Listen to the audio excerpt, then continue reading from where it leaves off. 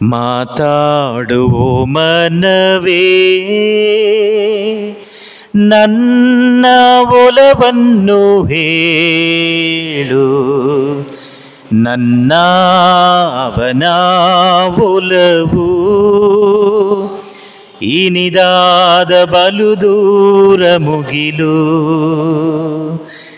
ಇನಿದಾದ ಬಲು ದೂರ ಮುಗಿಲು. ಮಾತಾಡುವ ಮನವೇ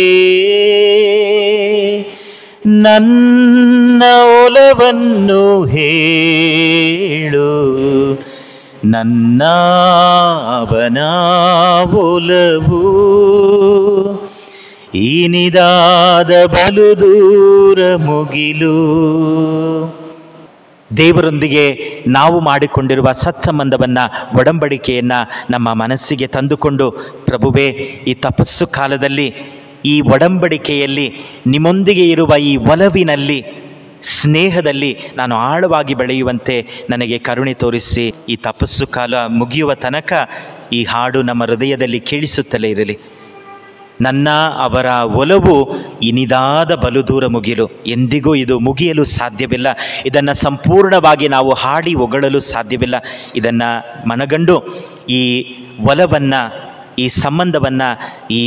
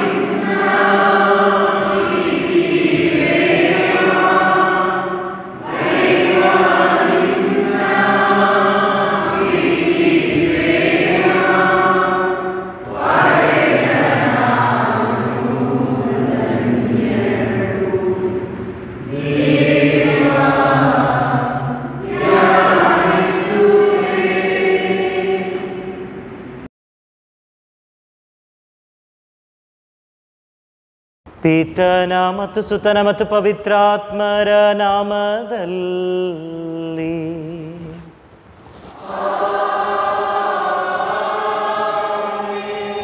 ನಮ್ಮ ಪ್ರಭು ಯೇಸು ಕ್ರಿಸ್ತರ ಕೃಪಾವರವು, ದೇವರ ಪ್ರೀತಿಯು, ಪವಿತ್ರಾತ್ಮರ ಅನ್ಯೋನ್ಯತೆಯು ನಿಮ್ಮೆಲ್ಲರೊಡನೆ ಇರಲಿ.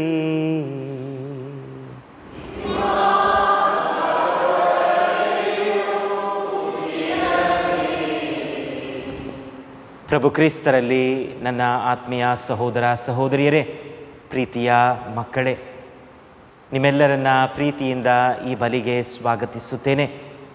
ಇಂದು ನಾವು ತಪಸ್ಸು ಕಾಲದ ಮೊದಲನೆಯ ಭಾನುವಾರವನ್ನು ಆಚರಿಸುತ್ತಿದ್ದೇವೆ.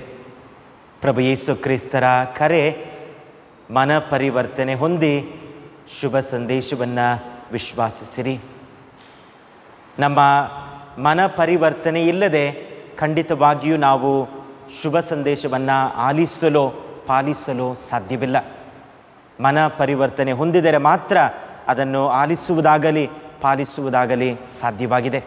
ಆದ್ದರಿಂದ ಈ ಮೊದಲ ಭಾನುವಾರದಂದು ಈ ಶುಭ ಸಂದೇಶವನ್ನು ನಾವು ಆಲಿಸಲು, ಆ ಶುಭ ಸಂದೇಶವನ್ನು ಪಾಲಿಸಲು ತಡೆಯಾಗಿರುವ ಪಾಪಗಳಿಗಾಗಿ ಪಶ್ಚಾತ್ತಾಪ ಪಡೋಣ. ದೇವರಲ್ಲಿ ಕ್ಷಮೆಯನ್ನು ಯಾಚಿಸೋಣ.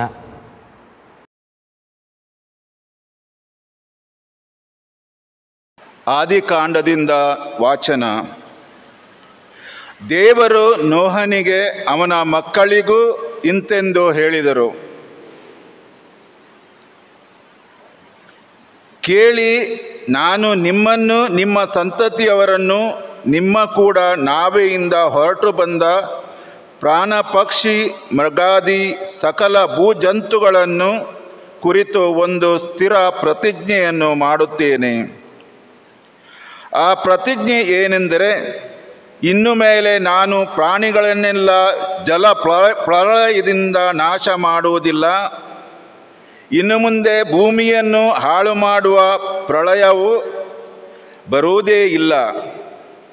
ದೇವರು ಮತ್ತೆ ಹೇಳಿದ್ದೇನೆಂದರೆ, ನಾನು ನಿಮ್ಮನ್ನು ನಿಮ್ಮ ಸಂಗಡವಿರುವ ಸಮಸ್ತ ಜೀವರಾಶಿಗಳನ್ನು ಕುರಿತು ತಲತಲಾಂತರಗಳಿಗೆ ಮಾಡುವ ಈ ಪ್ರತಿಜ್ಞೆಗೆ ಮೇಘಗಳಲ್ಲಿ ನಾನಿಟ್ಟಿರುವ ಮಳೆ ಬಿಲ್ಲೆ ಗುರುತು.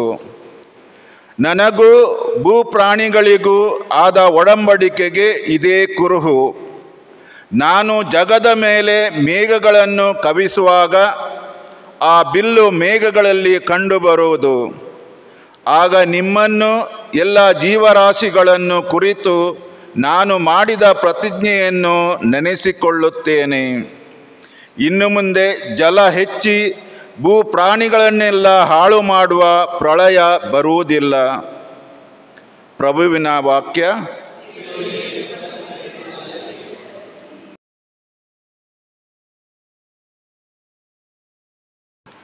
ಶ್ಲೋಕ. ಪ್ರಭುವಿನೊಪ್ಪಂದಗಳ ಪಾಲಕರಿಗೆ ಆತನ ಮಾರ್ಗಗಳು ಸನ್ನುತ.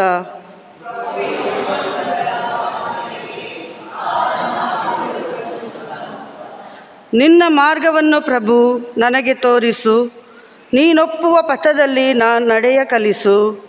ಸನ್ಮಾರ್ಗದಲ್ಲಿ ಮುನ್ನಡೆಸೆನ್ನ ದೇವ, ಮುಕ್ತಿದಾತ ಕಲಿಸೆನಗೆ ನಿನ್ನಗಾಗಿ ಕಾದಿರುವೆ ಸತತ. ಶ್ಲೋಕ.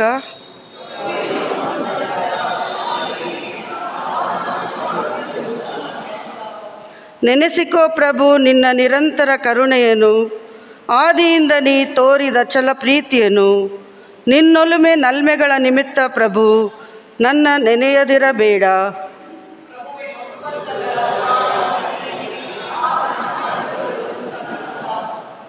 ಸತ್ಯ ಸ್ವರೂಪನು ದಯಾವಂತನು ಪ್ರಭು, ದಾರಿ ತಪ್ಪಿದವರಿಗೆ ಬೋಧಕನು ವಿಭು. ದೀನರನ್ನು ನಡೆಸುವನು ತನ್ನ ವಿಧಿಗನುಸಾರ, ಬಡವರಿಗೆ ಕಲಿಸುವನು ತನ್ನ ಧರ್ಮಾಚಾರ.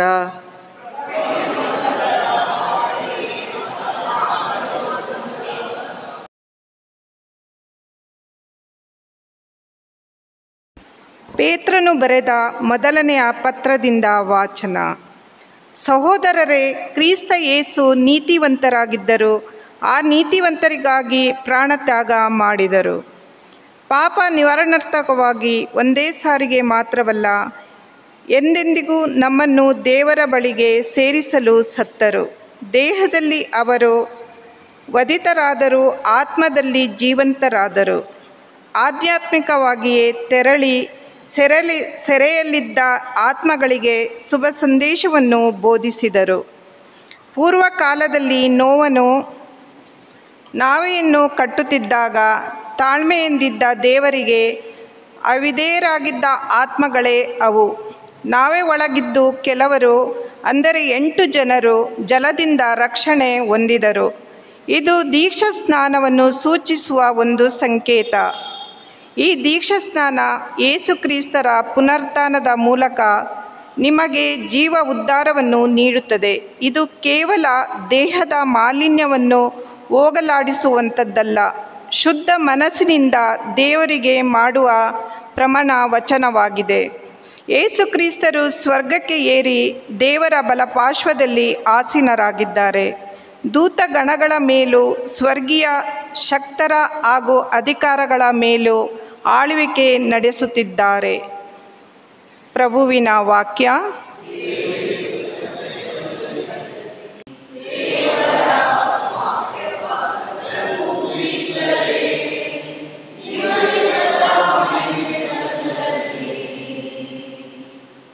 ಮಾನವನು ಜೀವಿಸುವುದು ಆಹಾರದಿಂದ ಮಾತ್ರವಲ್ಲ, ದೇವರಾಡುವ ಪ್ರತಿಯೊಂದು ನುಡಿಯಿಂದ.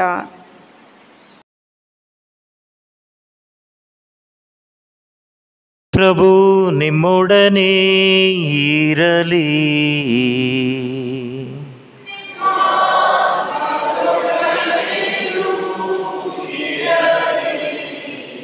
ಸಂತ ಮಾರ್ಕರು ಬರೆದ ಪವಿತ್ರ ಶುಭ ಸಂದೇಶದಿಂದ ವಾಚನ.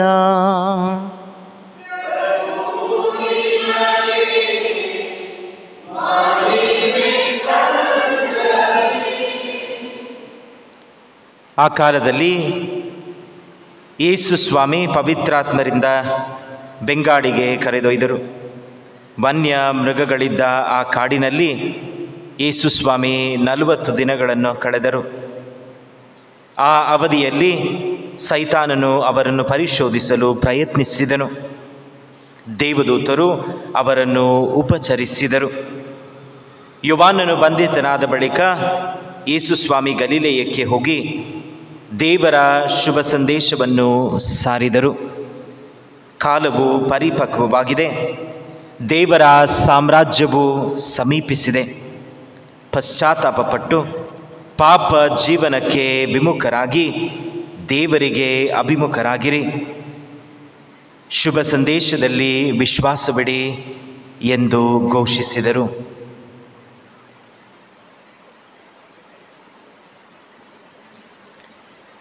ಪ್ರಭು ಕ್ರಿಸ್ತರ ಶುಭ ಸಂದೇಶ.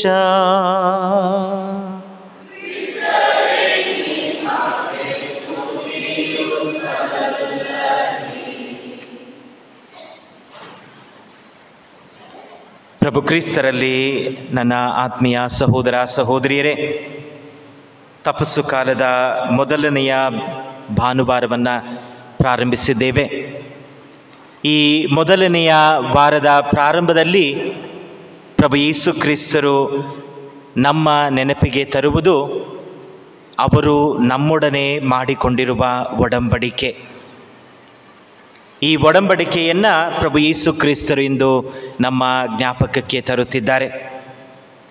ದೇವರು ನಮ್ಮೊಡನೆ ಹೊಂದಿರುವ ಈ ವಿಶೇಷ ಸಂಬಂಧವನ್ನು, ಈ ಸತ್ಸಂಬಂಧವನ್ನು ಒಡಂಬಡಿಕೆಯ ರೂಪದಲ್ಲಿ ನಾವು ಆದಿಯಿಂದಲೂ ನೋಡುತ್ತೇವೆ. ಹಳೆಯ ಒಡಂಬಡಿಕೆಯಲ್ಲಿ ನಾವು ನೋಡುವಾಗ ಸರ್ವೇಶ್ವರ ಅನೇಕರ ಜೊತೆ ಒಡಂಬಡಿಕೆಯನ್ನು ಮಾಡಿಕೊಳ್ಳುತ್ತಾರೆ. ಅವರ ಪ್ರೀತಿಯನ್ನು ವ್ಯಕ್ತಪಡಿಸಲು, ತಮ್ಮ ಜನರೊಂದಿಗೆ ಅವರಿಗಿರುವ ಆ ಸತ್ಸಂಬಂಧವನ್ನು ಅವರಿಗೆ ತಿಳಿಸಲು ಆ ಒಡಂಬಡಿಕೆಯನ್ನು ಮಾಡಿಕೊಳ್ಳುತ್ತಾರೆ. ಇಂದಿನ ಮೊದಲನೆಯ ವಾಚನದಲ್ಲಿ ನೋವನೊಂದಿಗೆ ಮಾಡಿಕೊಂಡ ಒಡಂಬಡಿಕೆಯನ್ನು ನಾವು ನೋಡುತ್ತೇವೆ. ಇನ್ನು ಮುಂದೆ ಪ್ರಳಯದಿಂದ ನಾನು ಯಾವ ಜೀವರಾಶಿಗಳನ್ನು ನಾಶ ಮಾಡುವುದಿಲ್ಲ ಎಂದು ಪ್ರತಿಜ್ಞೆ ಮಾಡುತ್ತೇನೆ ಎಂದು ಸರ್ವೇಶ್ವರ ಹೇಳುತ್ತಾರೆ. ಇದರಿಂದ ಸರ್ವೇಶ್ವರ ಸ್ವಾಮಿ ನಮಗೆ ಹೇಳುವುದು, ಇಂದಿನಿಂದ ನಿಮ್ಮೊಡನೆ ನನಗಿರುವ ಸಂಬಂಧ ಎಂದಿಗೂ ಅಳಿಯುವುದಿಲ್ಲ. ಯಾವ ಕಾರಣಕ್ಕೂ ಈ ಸಂಬಂಧವನ್ನು ನಾನು ಅಳಿಸಿ ಹಾಕುವುದಿಲ್ಲ ಎಂಬ ಪ್ರತಿಜ್ಞೆಯನ್ನು ಮಾಡುತ್ತಾರೆ. ಸರ್ವೇಶ್ವರ ಪ್ರತಿಜ್ಞೆಯನ್ನು ಮಾಡುತ್ತಾರೆ. ನೋವನೊಂದಿಗೆ ಒಂದು ಒಡಂಬಡಿಕೆಯನ್ನು ಮಾಡಿಕೊಳ್ಳುತ್ತಾರೆ. ಆ ಒಡಂಬಡಿಕೆಯ ಸಂಕೇತವಾಗಿ ಮಳೆಯ ಬಿಲ್ಲನ್ನು ಸರ್ವೇಶ್ವರ ನೀಡುತ್ತಾರೆ. ಪ್ರತಿಯೊಂದು ಒಡಂಬಡಿಕೆಗೂ ಒಂದು ಸಂಕೇತವಿದೆ, ಒಂದು ವಾಗ್ದಾನವಿದೆ. ಈ ಒಡಂಬಡಿಕೆಯನ್ನು ನೋಡುವಾಗ ದೇವರು ನಮ್ಮೊಂದಿಗೆ ಹೊಂದಿರುವ ಆ ವಿಶೇಷ ಪ್ರೀತಿಯನ್ನು, ಸಂಬಂಧವನ್ನು ಅದು ನಮಗೆ ಸೂಚಿಸುತ್ತದೆ. ಎರಡನೆಯದಾಗಿ ಅಬ್ರಹಾಮನೊಂದಿಗೆ ಒಡಂಬಡಿಕೆಯನ್ನು ಮಾಡಿಕೊಳ್ಳುತ್ತಾರೆ. ಅಲ್ಲಿಯೂ ಸಹ ಅಬ್ರಹಾಮನಿಗೆ ವಾಗ್ದಾನವನ್ನು ಮಾಡುತ್ತಾರೆ, ನಿನಗೆ ಒಂದು ಮಗನನ್ನು ಕೊಡುತ್ತೇನೆ. ಮುಪ್ಪಿನ ವಯಸ್ಸು ಅವರಿಗೆ, ಎಲ್ಲ ನಂಬಿಕೆ ಹೋಯಿತು ಸಂತತಿಯಲ್ಲಿ. ಈಗ ಸರ್ವೇಶ್ವರ ಹೇಳುತ್ತಾರೆ, ನಿನಗೆ ಒಂದು ಮಗುವನ್ನು ಕೊಡುತ್ತೇನೆ, ಅವನ ಮುಖಾಂತರ ನಿನ್ನನ್ನು ಒಂದು ದೊಡ್ಡ ಜನಾಂಗವನ್ನಾಗಿ ಮಾಡುತ್ತೇನೆ. ಸರ್ವೇಶ್ವರ ಆ ಒಡಂಬಡಿಕೆಯನ್ನು ಅಬ್ರಹಾಮನೊಂದಿಗೆ ಮಾಡಿಕೊಳ್ಳುತ್ತಾರೆ. ಎರಡನೆಯದಾಗಿ ಹೇಳುತ್ತಾರೆ, ನಾನು ನಿನಗೆ ವಾಗ್ದಾನ ಮಾಡಿದ ಆ ದೇಶಕ್ಕೆ ನಿನ್ನನ್ನು ಕರೆದುಕೊಂಡು ಹೋಗುತ್ತೇನೆ. ಎರಡು ವಾಗ್ದಾನಗಳು. ಇಲ್ಲಿಯೂ ಪ್ರತಿಜ್ಞೆಯನ್ನು ಮಾಡುತ್ತಾರೆ, ಇನ್ನು ಮುಂದೆ ಎಂದಿಗೂ ನಾನು ಜೀವರಾಶಿಯನ್ನು ಪ್ರಳಯದಿಂದ ನಾಶ ಮಾಡುವುದಿಲ್ಲ ಎಂಬ ಆ ವಾಗ್ದಾನ. ಅಬ್ರಹಾಮನಿಗೂ ವಾಗ್ದಾನವನ್ನು ಮಾಡುತ್ತಾರೆ, ನಿನ್ನ ಸಂತತಿಯನ್ನು ನಾನು ಒಂದು ಜನಾಂಗವನ್ನಾಗಿ ಮಾಡುತ್ತೇನೆ, ಒಂದು ದೇಶವನ್ನಾಗಿ ಮಾಡುತ್ತೇನೆ. ಮಾತ್ರವಲ್ಲದೆ ನಿನಗೆ ನಾನು ಪ್ರತಿಜ್ಞೆ ಮಾಡಿರುವ, ವಾಗ್ದಾನ ಮಾಡಿರುವ ಭೂಮಿಗೆ, ನಾಡಿಗೆ ನಾನು ನಿನ್ನನ್ನು ಕರೆದೊಯ್ಯುತ್ತೇನೆ. ಅಲ್ಲಿ ಒಡಂಬಡಿಕೆಯ, ನೋವನೊಂದಿಗೆ ಮಾಡಿಕೊಂಡ ಒಡಂಬಡಿಕೆಯ ಸಂಕೇತ ಮಲೆಯ ಬಿಲ್ಲು. ಅಬ್ರಹಾಮನೊಂದಿಗೆ ಅವರು ಮಾಡಿಕೊಂಡ ಒಡಂಬಡಿಕೆಯ ಸಂಕೇತ ಸುನ್ನತಿ. ತದನಂತರ ಮೋಶೆಯೊಂದಿಗೆ ಮತ್ತು ಇಸ್ರಾಯೇಲ್ ಜನಾಂಗದವರೊಂದಿಗೆ ಅವರು ಒಡಂಬಡಿಕೆಯನ್ನು ಮಾಡಿಕೊಳ್ಳುತ್ತಾರೆ. ನಾನು ನಿನ್ನ ದೇವರಾಗಿರುತ್ತೇನೆ, ನೀವು ನನ್ನ ಪ್ರಜೆಗಳಾಗಿರುವಿರಿ. ಅದೇ ವಾಗ್ದಾನ. ನಾನು ನಿಮ್ಮ ದೇವರಾಗಿರುತ್ತೇನೆ, ನಿಮ್ಮನ್ನು ಸದಾ ಕಾಪಾಡುವ ದೇವರಾಗಿರುತ್ತೇನೆ. 40 ವರ್ಷಗಳ ಕಾಲ ಆ ಇಸ್ರಾಯೇಲ್ ಜನಾಂಗವನ್ನು ಮರುಭೂಮಿಯಲ್ಲಿ ಅವರು ಕಾಪಾಡಿದಾಗ ಆ ವಾಗ್ದಾನವನ್ನೇ ಸರ್ವೇಶ್ವರ ಸ್ವಾಮಿ ನೆರವೇರಿಸಿದರು. ನಾನು ನಿಮ್ಮ ದೇವರಾಗಿರುತ್ತೇನೆ. ನನ್ನ ಜನರ ಅಳಲು ಕೂಗು ನನ್ನ ಕಿವಿಗೆ ತಾಕಿದೆ, ನಾನು ಅವರಿಗಾಗಿ ಯುದ್ಧವನ್ನು ಮಾಡುತ್ತೇನೆ. ಆ ವಾಗ್ದಾನಕ್ಕೆ ಸದಾ ದೇವರು ಬದ್ಧರಾಗಿದ್ದರು, ಪ್ರಾಮಾಣಿಕರಾಗಿದ್ದರು. ನಾನು ನಿಮ್ಮ ದೇವರಾಗಿರುತ್ತೇನೆ, ನೀವು ನನ್ನ ಪ್ರಜೆಗಳಾಗಿರಬೇಕು. ಹೀಗೆ ಈ ಇಸ್ರಾಯೇಲ್ ಜನಾಂಗ ಅನೇಕ ಬಾರಿ ಆ ವಾಗ್ದಾನವನ್ನು ಮೀರಿ ದೇವರಿಗೆ ವಿರೋಧವಾಗಿ ಪಾಪವನ್ನು ಮಾಡಿದ್ದಾರೆ. ಆ ಸರ್ವೇಶ್ವರನನ್ನು ಮರೆತು ಇತರ ದೇವರ ಹಿಂದೆ ಹೋಗಿದ್ದಾರೆ, ಇತರ ದೇವರನ್ನು ಆರಾಧಿಸಿದ್ದಾರೆ, ಆ ವಾಗ್ದಾನವನ್ನು ಮೀರಿದ್ದಾರೆ, ಮುರಿದಿದ್ದಾರೆ ಎಂಬುದನ್ನು ನಾವು ನೋಡುತ್ತೇವೆ. ನೋವನೊಂದಿಗೆ ಒಡಂಬಡಿಕೆ, ಅಬ್ರಹಾಮನೊಂದಿಗೆ, ಮೋಶೆ ಮತ್ತು ಇಸ್ರಾಯೇಲ್ ಜನಾಂಗದೊಂದಿಗೆ ಒಡಂಬಡಿಕೆ. ಇಸ್ರಾಯೇಲ್ ಜನಾಂಗದೊಂದಿಗೆ ಒಡಂಬಡಿಕೆಯನ್ನು ಮಾಡಿಕೊಳ್ಳುವಾಗ ಅಲ್ಲಿಯೂ ಒಂದು ಸಂಕೇತವಿದೆ. ಒಡಂಬಡಿಕೆಯನ್ನು ಮಾಡಿಕೊಳ್ಳುವಾಗ ದೇವರು ಆ ಒಡಂಬಡಿಕೆಯನ್ನು ಸೂಚಿಸುವ ಒಂದು ಸಂಕೇತವನ್ನು ಬಿಟ್ಟು ಹೋಗುತ್ತಾರೆ. ಇಸ್ರಾಯೇಲ್ ಜನಾಂಗದೊಂದಿಗೆ ಮಾಡಿಕೊಂಡ ಒಡಂಬಡಿಕೆಯ ಸಂಕೇತ ಅವರು ಹೇಳುತ್ತಾರೆ, ಒಂದು ಪ್ರಾಣಿಯನ್ನು ಬಲಿ ಮಾಡಿ ಅದರ ರಕ್ತವನ್ನು ಪೀಠದ ಮೇಲೂ ಜನರ ಮೇಲೂ ಹಾಕಿ, ಪಾಸ್ಕ ಹಬ್ಬದಂದು ಇಂದಿಗೂ ಅದನ್ನು ಮಾಡಲಾಗುತ್ತದೆ. ಯಹೂದ್ಯರ ಮಧ್ಯದಲ್ಲಿ ಇಂದಿಗೂ ಮಾಡಲಾಗುತ್ತದೆ. ಸರ್ವೇಶ್ವರ ಹೇಳುತ್ತಾರೆ, ಅದರ ರಕ್ತ ಸಂಬಂಧದ ಒಂದು ಸಂಕೇತವಾಗಿದೆ, ರಕ್ತ ಒಲವಿನ ಒಂದು ಸಂಕೇತವಾಗಿದೆ. ಅದನ್ನೇ ಸೂಚಿಸಲು ದೇವರು ರಕ್ತದಲ್ಲಿ ವಾಗ್ದಾನವನ್ನು ಮಾಡುತ್ತಾರೆ. ಆ ಪ್ರಾಣಿಯ ರಕ್ತವನ್ನು ಜನರ ಮೇಲೂ ಪೀಠದ ಮೇಲೂ ನೀವು ಚಿಮ್ಮಿರಿ, ಅದು ನನ್ನ ಒಡಂಬಡಿಕೆಯ ಸಂಕೇತವಾಗಿರುತ್ತದೆ. ಆದರೆ ಈ ಎಲ್ಲ ಒಡಂಬಡಿಕೆಯಲ್ಲಿಯೂ ಏನೋ ಒಂದು ಕೊರತೆ. ಸರ್ವೇಶ್ವರ ಸ್ವಾಮಿಯ ಒಡಂಬಡಿಕೆಯನ್ನು ಮಾಡಿದಾಗಲೂ ಏನೋ ಒಂದು ಕೊರತೆ. ಸರ್ವೇಶ್ವರ ಸದಾ ಅವರ ಒಡಂಬಡಿಕೆಗೆ ಪ್ರಾಮಾಣಿಕರಾಗಿದ್ದರೂ ಜನರು ಪ್ರಾಮಾಣಿಕರಾಗಿಲ್ಲ. ಆ ಒಡಂಬಡಿಕೆಯನ್ನು ಎಲ್ಲಿಯೋ ಒಂದು ಕಡೆ ಮೀರುತ್ತಾರೆ.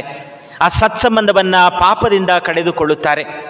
ಈ ಒಡಂಬಡಿಕೆಗಳು ನಿರಂತರವಾದ ಒಡಂಬಡಿಕೆಯಾಗಿಲ್ಲ. ಸರ್ವೇಶ್ವರ ಆ ಒಡಂಬಡಿಕೆಯನ್ನು ಮಾಡುವಾಗ ಇದು ಶಾಶ್ವತವಾಗಿರಬೇಕು ಎಂದೇ ಮಾಡುತ್ತಾರೆ.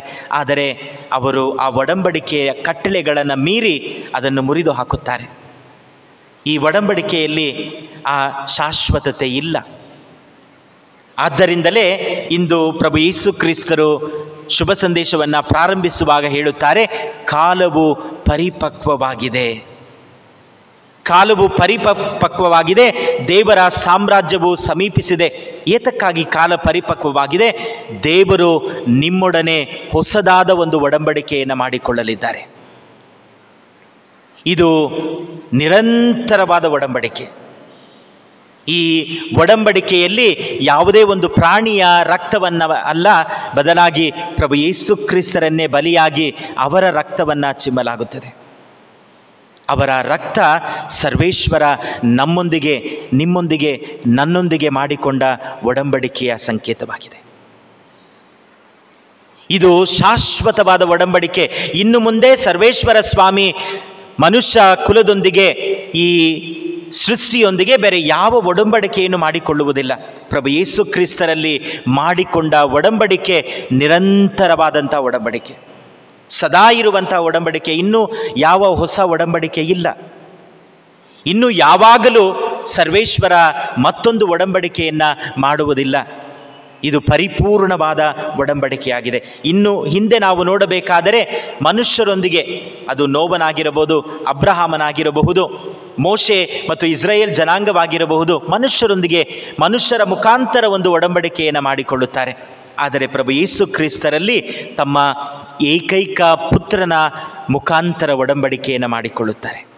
ಯಾವುದೇ ಕಾರಣಕ್ಕೂ ಈ ಒಡಂಬಡಿಕೆ ಮುರಿಯಲು ಸಾಧ್ಯವಿಲ್ಲ. ಪ್ರಭು ಯೇಸು ಕ್ರಿಸ್ತರ ಪ್ರಾಮಾಣಿಕತೆ ಎಂದಿಗೂ ಮುರಿಯುವುದಿಲ್ಲ.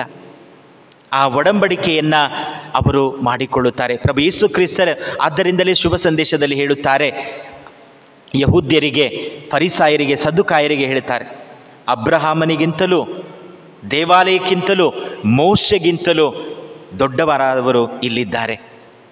ನೋವನೊಂದಿಗೆ ಮಾಡಿಕೊಂಡ ಒಡಂಬಡಿಕೆಗಿಂತ, ಅಬ್ರಹಾಮನೊಂದಿಗೆ ಮಾಡಿಕೊಂಡ ಒಡಂಬಡಿಕೆಗಿಂತ, ಇಸ್ರಾಯೇಲ್ ಜನಾಂಗದೊಂದಿಗೆ ಮೋಶೆಯೊಂದಿಗೆ ಮಾಡಿಕೊಂಡ ಒಡಂಬಡಿಕೆಗಿಂತ ಪ್ರಭು ಯೇಸು ಕ್ರಿಸ್ತರಲ್ಲಿ ಸರ್ವೇಶ್ವರ ನಮ್ಮೊಂದಿಗೆ ಮಾಡಿರುವ ಒಡಂಬಡಿಕೆ ಪರಿಪೂರ್ಣವಾದದ್ದು, ಶ್ರೇಷ್ಠವಾದದ್ದು,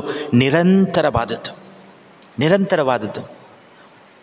ಅದನ್ನೇ ಪ್ರಭು ಯೇಸು ಕ್ರಿಸ್ತರು ಆ ಕೊನೆಯ ಭೋಜನದಂದು ಹೇಳುತ್ತಾರೆ. ಒಡಂಬಡಿಕೆಯ ಮಾತುಗಳು ಪ್ರತಿ ಬಾರಿ ಯಾಜಕರು ಆ ಬಲಿಯನ್ನು ಅರ್ಪಿಸುವಾಗ ಅದು ಪ್ರಭು ಯೇಸು ಕ್ರಿಸ್ತರು ಹಾಡಿದ ಕೇವಲ ಕೆಲವೊಂದು ಮಾತುಗಳಲ್ಲ, ಒಡಂಬಡಿಕೆಯ ಮಾತುಗಳು.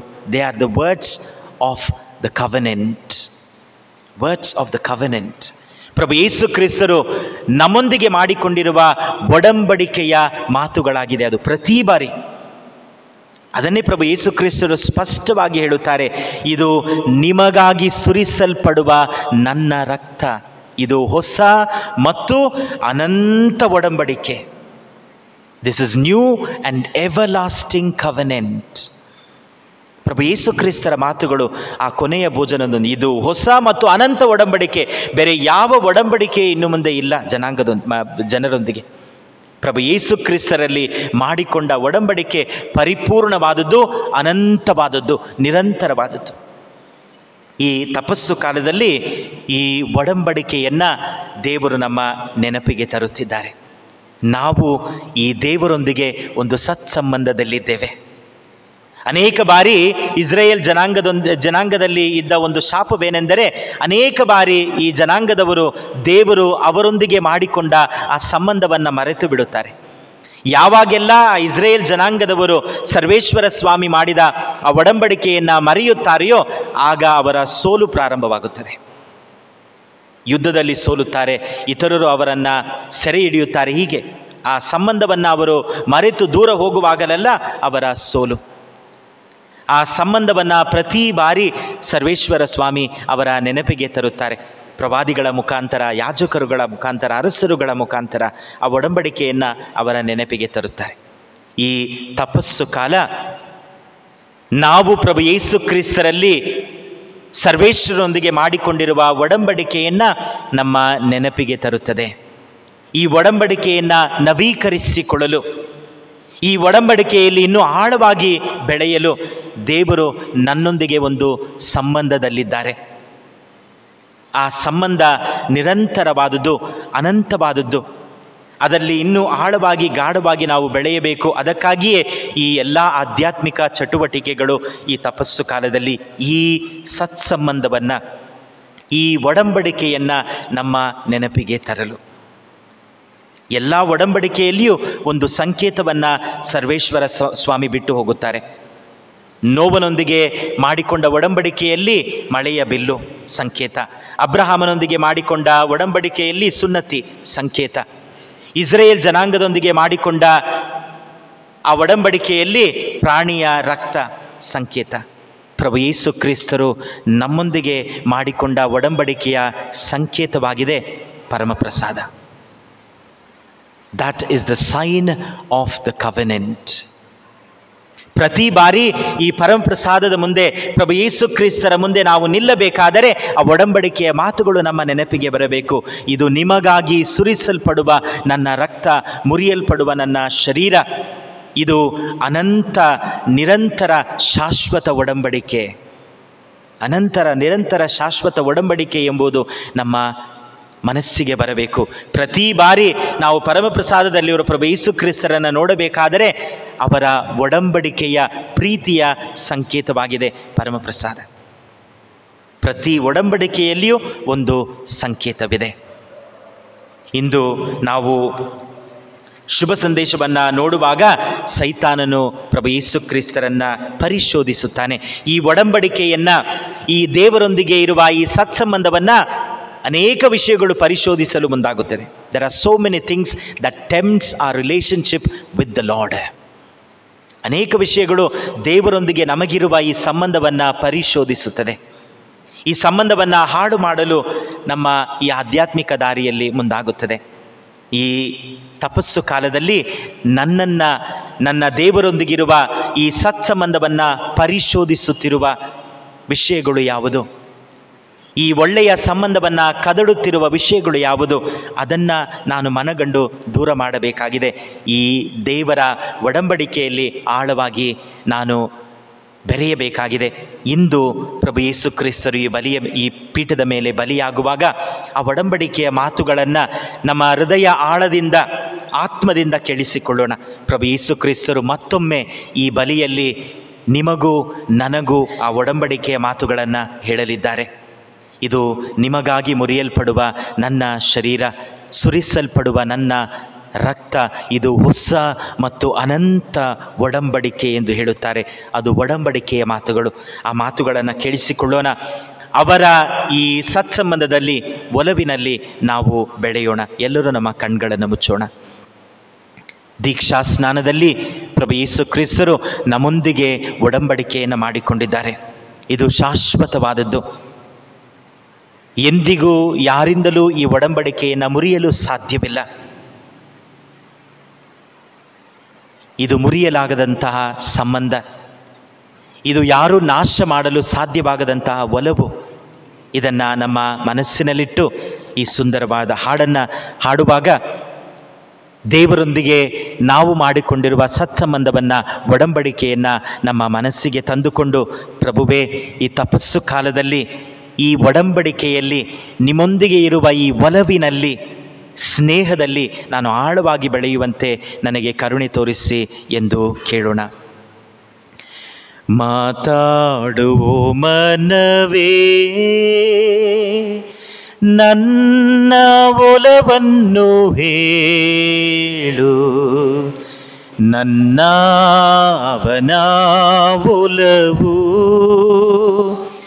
ಇನಿದಾದ ಬಲು ದೂರ ಮುಗಿಲು, ಇನಿದಾದ ಬಲು ದೂರ ಮುಗಿಲು. ಮಾತಾಡುವೋ ಮನವೇ, ನನ್ನ ಒಲವನ್ನು ಹೇಳು, ನನ್ನ ಅವನ ಒಲವು ಇನಿದಾದ ಬಲು ದೂರ ಮುಗಿಲು.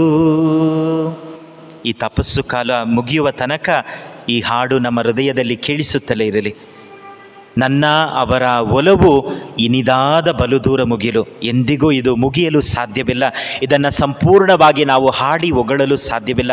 ಇದನ್ನು ಮನಗಂಡು ಈ ಒಲವನ್ನು, ಈ ಸಂಬಂಧವನ್ನು ಈ ತಪಸ್ಸು ಕಾಲದಲ್ಲಿ ನವೀಕರಿಸಿಕೊಳ್ಳೋಣ. ಆಮೆನ್.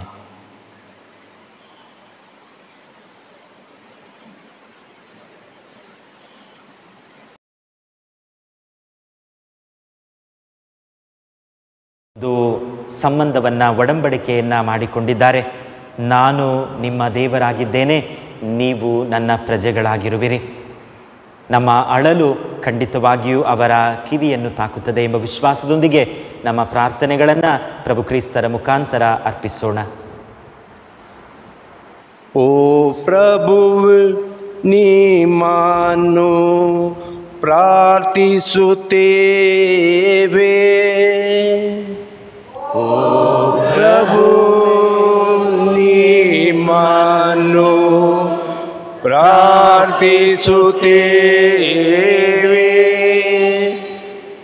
ನಮ್ಮ ಜಗದ್ಗುರು ಫ್ರಾನ್ಸಿಸ್, ನಮ್ಮ ಮಹಾಧರ್ಮಾಧ್ಯಕ್ಷರು, ಇತರ ಧರ್ಮಾಧ್ಯಕ್ಷರುಗಳು, ಗುರುಗಳು, ಕನ್ಯಾಶ್ರೀಯರು ಕ್ರಿಸ್ತರು ನೀಡಿದ ಆದೇಶದಂತೆ ಅವರ ಶುಭ ಸಂದೇಶವನ್ನು ಸಾರುವುದರಲ್ಲಿ ನಿಶ್ಶಕ್ತರಾಗದೆ ಧೈರ್ಯ ಮತ್ತು ಸ್ಥೈರ್ಯದಿಂದ ಕ್ರಿಸ್ತರಿಗೆ ಸಾಕ್ಷಿಗಳಾಗಿ ಬಾಳಲು ಶಕ್ತರಾಗುವಂತೆ ಪ್ರಾರ್ಥಿಸೋಣ. ಓ ಪ್ರಭು, ನಿಮ್ಮನ್ನು ಪ್ರಾರ್ಥಿಸುತ್ತೇವೆ. ನಮ್ಮ ದೈನಂದಿನ ವೈಯಕ್ತಿಕ ಜೀವನದಲ್ಲಿ ಬರುವ ಸವಾಲುಗಳಿಗೆ ಹೆದರದೆ ಧೈರ್ಯದಿಂದ ಸೈತಾನನನ್ನು ಜಯಿಸಿದ ಕ್ರಿಸ್ತರಿಂದ ಪ್ರೇರಿತರಾಗಿ ಈ ಜೀವನದ ಸವಾಲುಗಳನ್ನು ಎದುರಿಸಿ ಜಯಶೀಲರಾಗಲು ಶಕ್ತರಾಗುವಂತೆ ಪ್ರಾರ್ಥಿಸೋಣ. ಓ ಪ್ರಭು, ನಿಮ್ಮನ್ನು ಪ್ರಾರ್ಥಿಸುತ್ತೇವೆ. ನಾವು ವಾಸಿಸುವ ಈ ಭೂಮಿ, ಕುಡಿಯುವ ನೀರು, ಸೇವಿಸುವ ಗಾಳಿಯನ್ನು ಕಲುಷಿತಗೊಳಿಸದೆ ಎಲ್ಲ ಜೀವಿಗಳಿಗೂ ಮುಂಬರುವ ತಲೆಮಾರಿಗೂ ವಾಸ ಯೋಗ್ಯ ಸ್ಥಾನವನ್ನಾಗಿ ಮಾಡುವ ಅರಿವು ನಮಗೆ ಬರುವಂತೆ ಪ್ರಾರ್ಥಿಸೋಣ. ಓ ಪ್ರಭು, ನಿಮ್ಮನ್ನು ಪ್ರಾರ್ಥಿಸುತ್ತೇವೆ. ರಾಷ್ಟ್ರಗಳ ನಾಯಕರು ತಮ್ಮ ಸ್ವಪ್ರತಿಷ್ಠೆ ಸ್ವಾರ್ಥವನ್ನು ಬದಿಗೊತ್ತಿ ಅಂತಾರಾಷ್ಟ್ರೀಯ ಶಾಂತಿ ಮತ್ತು ಭದ್ರತೆ ಒತ್ತು ನೀಡಿ ರಾಷ್ಟ್ರಗಳ ಶಾಂತಿಭರಿತ ಸೌಹಾರ್ದತೆಯ ಅಭ್ಯುದಯಕ್ಕಾಗಿ ಶ್ರಮಿಸುವಂತೆ ಪ್ರಾರ್ಥಿಸೋಣ. ನಿಮ್ಮನ್ನು ಪ್ರಾರ್ಥಿಸುತ್ತೇವೆ. ನಮ್ಮ ವೈಯಕ್ತಿಕ ಕೋರಿಕೆಗಳಿಗಾಗಿ ಪ್ರಾರ್ಥಿಸೋಣ. ನಮ್ಮ ಕುಟುಂಬಕ್ಕಾಗಿ, ಕುಟುಂಬದ ಪ್ರತಿಯೊಬ್ಬ ಸದಸ್ಯರಿಗಾಗಿ ಪ್ರಾರ್ಥಿಸೋಣ. ದೇವರು ನಮ್ಮೊಂದಿಗೆ ಮಾಡಿಕೊಂಡಿರುವ ಈ ಒಡಂಬಡಿಕೆಯಲ್ಲಿ ಸದಾ ನೆಲೆಸಿರುವಂತೆ, ಇದು ಶಾಶ್ವತವಾದದ್ದು. ಯಾವುದೂ ಈ ಒಡಂಬಡಿಕೆಯನ್ನು ಮುರಿಯಲು ಸಾಧ್ಯವಿಲ್ಲ. ಆದ್ದರಿಂದಲೇ ಪ್ರಭು ಯೇಸು ಕ್ರಿಸ್ತರು ಹೇಳುತ್ತಾರೆ, ನನ್ನಲ್ಲಿ ವಿಶ್ವಾಸ ಹೊಂದಿದವನು ಮೃತ ಹೊಂದಿದರೂ ಸಹ ಮುರಿಯಲು ಸಾಧ್ಯವಿಲ್ಲ.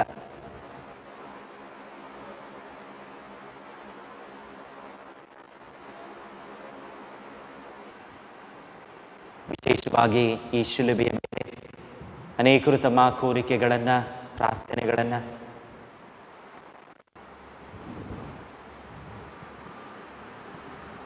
ಕಳೆದ ವರ್ಷ ಕೋರಿಕೆಗಳನ್ನು ಹಾಕಿದ ಅನೇಕರು ನನ್ನಲ್ಲಿ ಬಂದು ಹೇಳುತ್ತಿದ್ದಾರೆ, ಸರ್ವೇಶ್ವರ ನಮ್ಮ ಅಳಲನ್ನು ಕೇಳಿಸಿದ್ದಾರೆ, ಆಶೀರ್ವದಿಸಿದ್ದಾರೆ ಎಂದು. ಅದಕ್ಕಾಗಿ ಕೃತಜ್ಞತೆಯನ್ನು ಸಲ್ಲಿಸೋಣ.